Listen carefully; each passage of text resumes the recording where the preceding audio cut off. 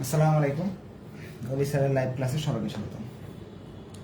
আজ আমরা financial management বইয়ের ডিভিডেন্ড পলিসির সলভ ক্লাস করব।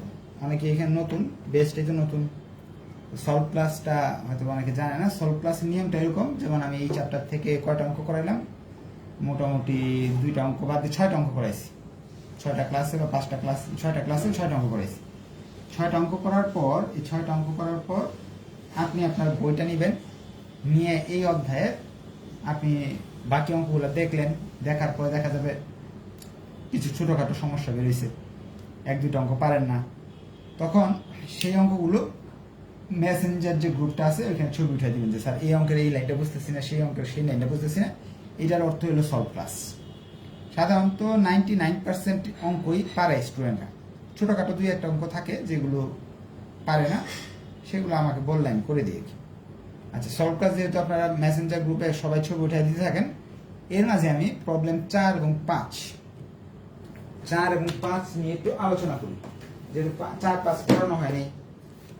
আর সলভ ক্লাস যে সবসময় একটা হয় এরকম না, যদি প্রবলেম একটু বেশি থাকে ছাত্রদের, সলভ ক্লাস 2টা হবে।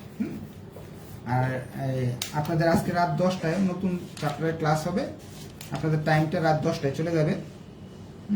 তো পুরাতনদের বেস মোটামুটি শেষ, তো পুরাতন নতুন মিলেই রাত 10টায় ক্লাস হবে। আচ্ছা, আমরা প্রবলেম 4 করব। প্রবলেম 4টা আমি অর্ধেক করে দিব, বাকিটা আপনারা করবেন।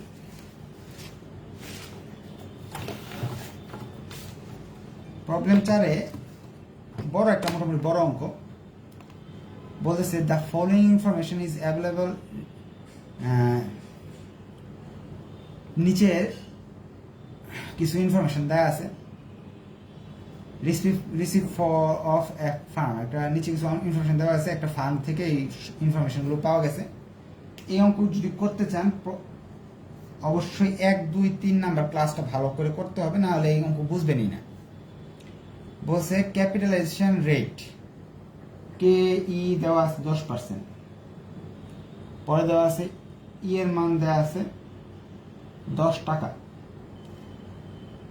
রেট অফ রিট ইনভেস্টমেন্ট অর্থাৎ আই অথবা আর, যেটাই আপনি লেখেন, আই অথবা আর এর মান দেয়া আছে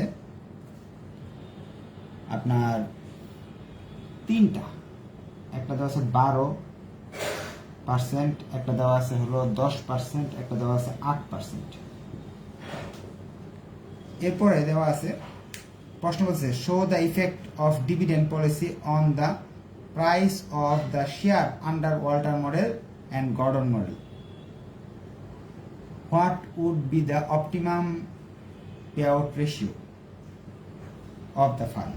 আচ্ছা, প্রথম কথা হলো optimum payout ratio of the fund. এটা করতে গেলে আমি এটা নিয়ে আলোচনা একেবারেই করব না, এইখানে যেতে হবে। প্রবলেম 3-এর হোয়াট শুড বি দ্য, এই যে প্রবলেম 3-এর A, what would be the optimum payout ratio of the fund.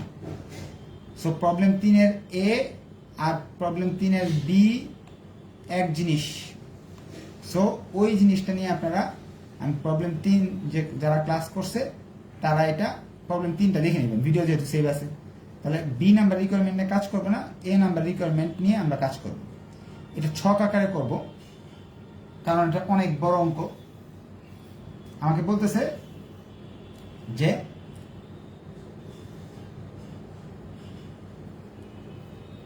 DP ratio, আয়ের মান কয়টা আছে? 3টা। 12%, আয়ের মান 10%, আয়ের মান 8% দেওয়া আছে। আমরা জানি ওয়াল্টারের মত অনুযায়ী শেয়ারের দাম বের করতে হলে একটা সূত্র আছে। সূত্রটা হলো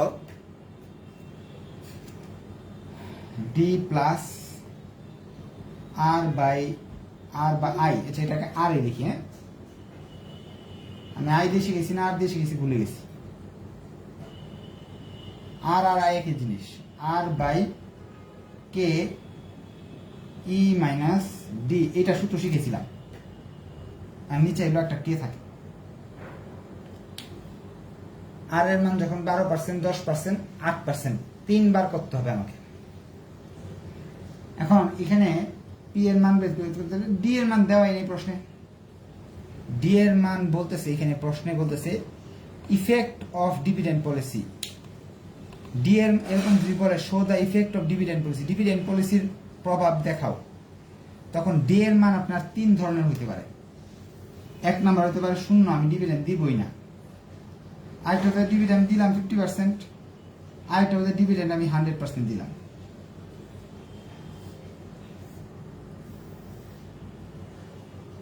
ডি এর মান তো দেওয়া নাই প্রশ্নে, কিন্তু তারা বলছে দেখাও যে ডি এর প্রভাব কি, ডিভিডেন্ড পলিসির প্রভাব কি। তাহলে ডিভিডেন্ড পলিসির প্রভাব দেখাইতে 3টা স্টেপে দেখাইতে হবে। একবার 0% দিবেন, একবার ডিভিডেন্ড দিবেন না, একবার ডিভিডেন্ড একেবারে পুরোটা দিয়ে দিলেন, আরেকবার 50% দিলেন।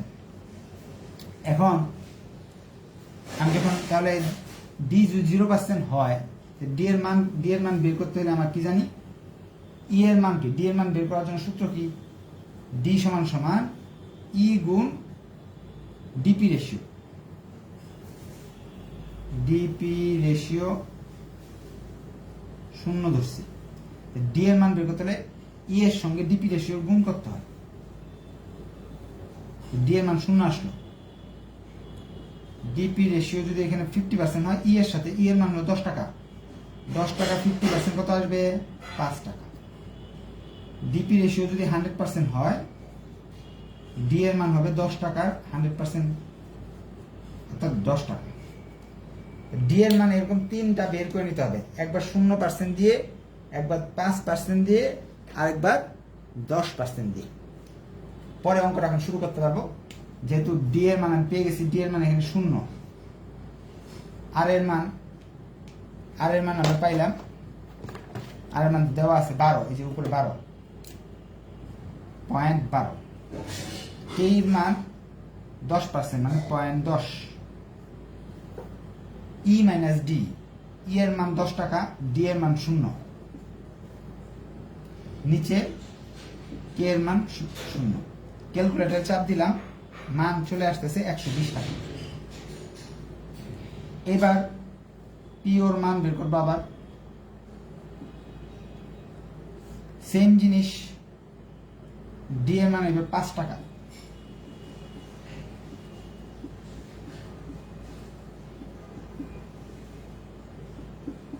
ক্যালকুলেটর চাপ দিলাম, আসলো 110 টাকা। উত্তরগুলোর সামনে অবশ্যই এখানে টাকা লিখে দিবেন, না নাম্বার কেটে দিবেন। উত্তরগুলোর সামনে এখানে টাকা লিখে দিবেন। এবার পি এর মান যদি বের করতে চাই, ডি এর মান এবার 10,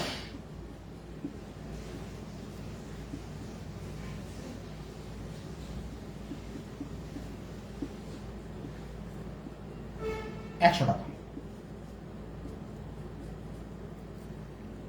এবার এইগুলা যখন করতে যাব, এই সূত্রটা সেম টু সেম লিখব, কিন্তু আর এর মানটা 10%, আর এর মানটা, ডি এর মান তো 0 ঠিক আছে, আর এর মান কত দেব, 0.10। আর এর মান আগে কত ছিল, 12, এখানে 0.10 দিব, আর বাকি যা আছে কে এর মান যা আছে তাই লিখলাম। তাহলে উত্তর আসতেছে 100। এখানে সব ঠিক থাকবে, 12 জায়গায় 0.10 দিব, তাহলে পি ওর মান আসতেছে 100। এখানেও পি এর মান আসতেছে 100, পি ওর মান আসতেছে 100। আমি আর করলাম না, হ্যাঁ, বাকিটা আপনারা করবেন। এরপর এখানে আর এর মান, এখানে যা আছে তাই হবে, শুধু আর এর মান যে এখানে 12 দিছিলাম, এখানে 10 দিব, এখানে দেব 0.08।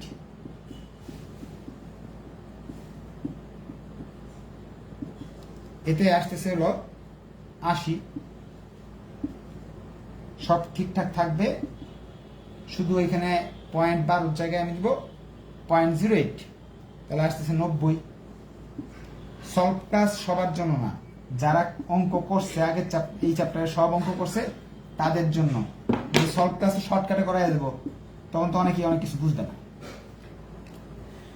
এইটা আমি প্রমাণ দেখাই দিলাম, ডিভিডেন্ড পলিসির প্রভাব দেখাই দিলাম। যদি বেশি টাকা, বেশি ডিভিডেন্ড দেই, কম ডিভিডেন্ড দেই, তাহলে কেমন হইতে পারে। সুদের হার যদি কম থাকে বেশি থাকে কি হইতে পারে সবই দেখাই দিছি।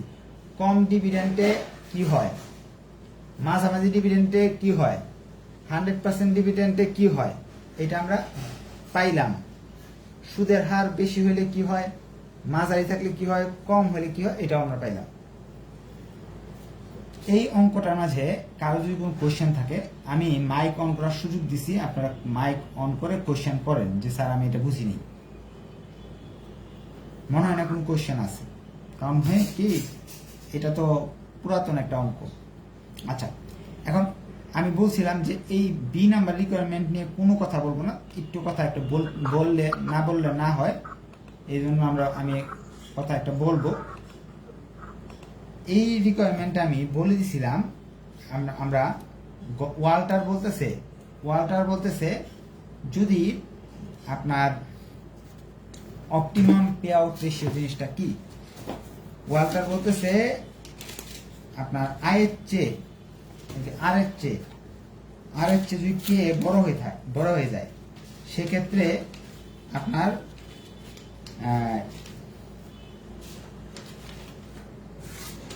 লিখে দিছিলাম,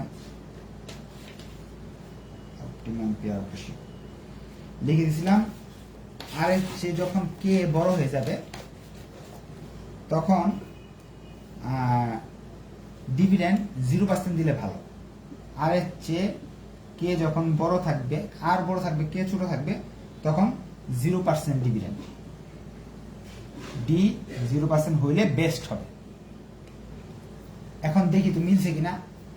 আর এর চেয়ে আর হলো 12, কে হলো 10, আর বড় কে ছোট, সেক্ষেত্রে ডিভিডেন্ড 0% দেওয়াতে পিওর মান কত আসছে 120 টাকা। 12% হিসাবে ডিভিডেন্ড যত বেশি দিতেছি পিওর মান আস্তে আস্তে কমে যাচ্ছে, শেয়ারের মান খালি কমতেছে। দেখেন ডিভিডেন্ড যত বেশি দিব, আর এর মান বড় থাকলে ডিভিডেন্ড যত বেশি দিব আমার কি হবে, শেয়ারের মূল্য কমতে থাকবে। দেখেন 120 থেকে 110, 100 চলে আসছে। আবার এটার উল্টা সিচুয়েশন দেখেন, আর এর মান কে এর মান, ক্লাস 3 না করে এটা বুঝবেন না, ক্লাস 3 দেখতে হবে। আর এর মান ছোট, কে এর মান বড়, সেই ক্ষেত্রে বলতেছি আমরা ডিভিডেন্ড বেশি করে দাও, বেশি করে দিলে ভালো হইব। দেখি এটা প্রমাণ আছে কিনা। আর এর মান ছোট, কে এর মান বড় যখন আসছে, যেমন 8%, আর এর মান ছোট, কে এর মান 10% বড়, এই ক্ষেত্রে দেখেন ডিভিডেন্ড যত বেশি দিলাম 100 টাকা, আর একটু কম দিলাম 90 টাকা, শেয়ারের দাম কিন্তু যখন ডিভিডেন্ড বেশি দিতেছি বেশি শেয়ারের দাম, কম দিলে কম হইতেছে, একেবারে দিতেছি না আরো কমে গেছে। তো এই চিত্র থেকে আমরা সুন্দর করে বুঝতে পারতেছি এটা প্রমাণ হয়ে গেল, আর এর মান কে এর মান এগুলা প্রমাণ হলো। আবার আর কে যদি সমান হয় সেক্ষেত্রে ডিভিডেন্ড যা হচ্ছে তা দেও, এতে কোনো সমস্যা নেই। যেমন আর কে সমান হয়ে গেছে, সেক্ষেত্রে ডিভিডেন্ড বেশি দিলেও কোনো সমস্যা নাই, কম দিলেও সমস্যা নেই, সেক্ষেত্রে আমার সব সময় শেয়ারের দাম সমান থাকতেছে। এই চিত্রের মাধ্যমে, এই অঙ্কের মাধ্যমে আমি এই ওয়াল্টারের মডেলটা আমরা প্রমাণ করলাম। এই অঙ্কের অনুরূপভাবে গর্ডনেরটাও আপনি করতে পারবেন। হ্যাঁ, গর্ডনেরটাও সেম ভাবে করবেন, ডিপি রেশিও 0, 50 এভাবে সূত্র লিখে এভাবে চক করে করবেন। ঠিক আছে, এটা আপনাদের হোমওয়ার্ক থাকলো। তাহলে প্রবলেম 4টা আমি সুন্দর করে শেষ করে দিলাম। প্রবলেম 5 করলে শীটের সব অঙ্ক হয়ে গেল।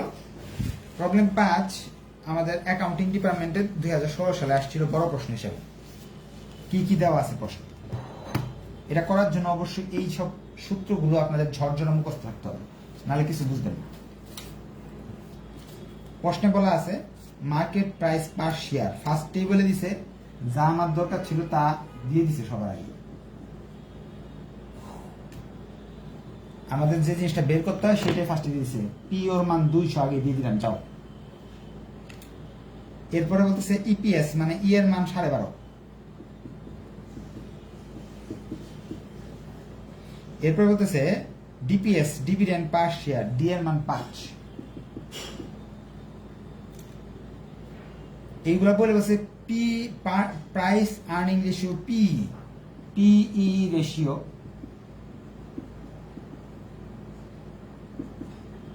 4 টাইমস, এটা অর্থ কি জানেন? আপনি পি রেশিওর অর্থ কি? পি রেশিওর শেয়ার বাজারে যারা শেয়ার ব্যবসা সম্পর্কে জানে তারা জানে পি রেশিও অর্থ হলো আপনি যে শেয়ারটা কিনতেছেন, এই শেয়ারটা ধরেন একটা শেয়ারের দাম আছে 10 টাকা, ও প্রতি বছর লাভ দেয় হয়তো 5 টাকা, ধরে নেন আপনি এই শেয়ারটা 100 টাকায় কিনলেন। এই 100 টাকা আপনার আসতে কত বছর লাগবে? প্রতি বছর 5 টাকা করে হিসাব করলে তো আপনার এই শেয়ারের দাম 5 টাকা মুনাফা যদি দিয়ে থাকে, আপনি 100 দিয়ে কিনতেছেন, 20 বছর লাগবে এই টাকা ফেরত আসতে। 20 বার মুনাফা দিলে আপনার টাকাটা ফেরত আসবে। অর্থাৎ পি রেশিও যত বেশি ব্যবসার অবস্থা তত খারাপ। কারণ কি, পি রেশিও বুঝায় ধরেন দাম আছে 100, মুনাফা দেয় 2 টাকা, তার মানে আপনার 50 বছর লাগবে আপনার এই শেয়ার থেকে আপনার বেরিয়ে আসতে, যদি শেয়ার থেকে মুনাফা খায় আপনি এই টাকাটা আনতে চান। এটা হলো পি রেশিও। এই বেসিক না বুঝলেও চলবে, বেসিক তো আমি সবসময় বলেই দিই ছাত্রদের, যে তাতে মনে রাখতে পারে। প্রশ্নে 1 নম্বর বলছে কে ই বের করো। কে ই বের করো। কে ই বের করার সূত্র 100/PE, অর্থাৎ 100-কে পি দ্বারা ভাগ করো, অর্থাৎ 4 দিয়ে ভাগ করো, তাহলে আসলো 25%। কে এর মান বের করতে হলে এই সূত্র ব্যবহার করলে হয়ে যাচ্ছে। আমি আপনাদের একটু আগে একটা বেসিক কথা বলছিলাম, পি রেশিওর অর্থ কি, কতবারে টাকা ফেরত আসবে। ধরেন আপনি 100 টাকা শেয়ারের দাম, আপনার প্রতি বছর সে মুনাফা দিতেছে 25 টাকা। মুনাফার মূলধনের সুদ কাকে কে বলা হয়। তাহলে 4 বারে আপনি আপনার টাকাটা পেয়ে যাবেন ফেরত। তাহলে কে বের করতে হলে 100/P রেশিও করলেই হবে, তাহলে কে পার্সেন্টেজ বেরিয়ে আসবে। এরপর 2 নম্বর প্রশ্ন। 2 নম্বর বলতেছে ডিভিডেন্ড পে আউট রেশিও বের করো, ডিপি রেশিও।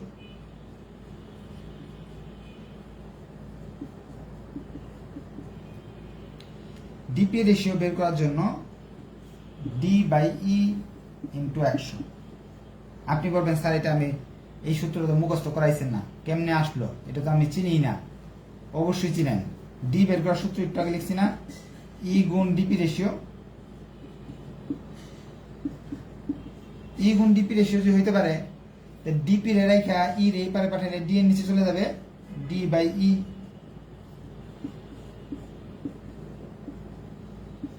সূত্র কিভাবে আসলো, এই দেখেন D/E রেশিও যেহেতু 100 আমরা দিতে পারি, যেহেতু পার্সেন্টেজ, আমরা যদি 100 না দিই তাও কিন্তু অঙ্ক হবে, হবে না?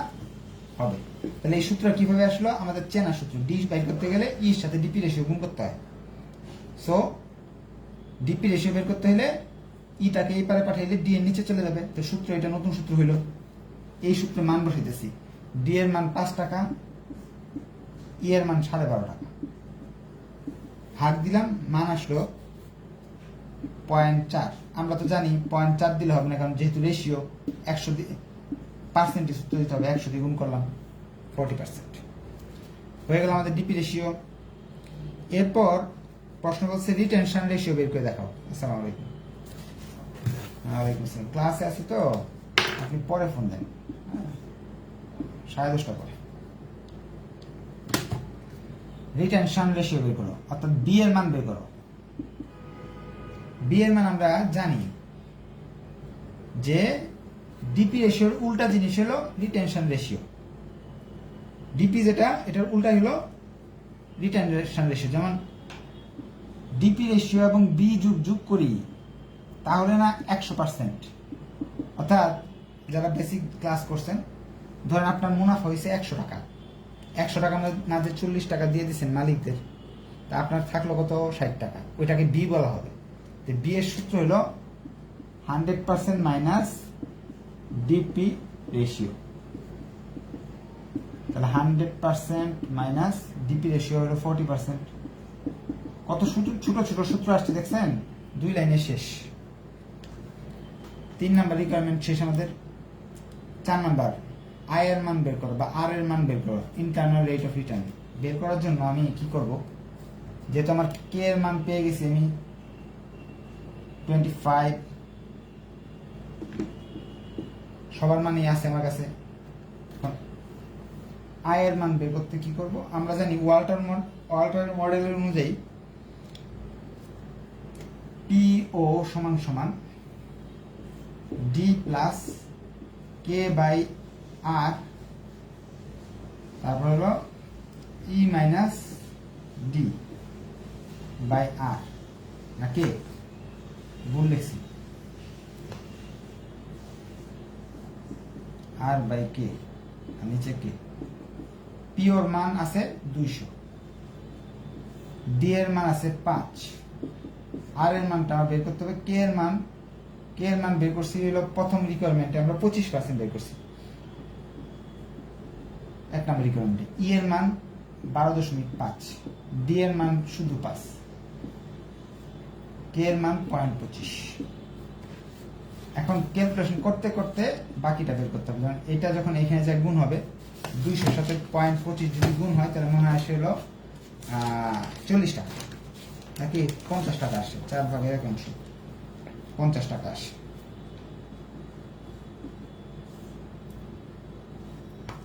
এখানে 5 রয়ে গেল,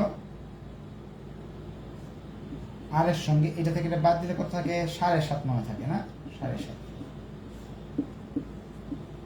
এটা শুধু এই পাশে চলে গেল, 5 এই পাশে চলে গেলে মাইনাস হয়ে যাবে।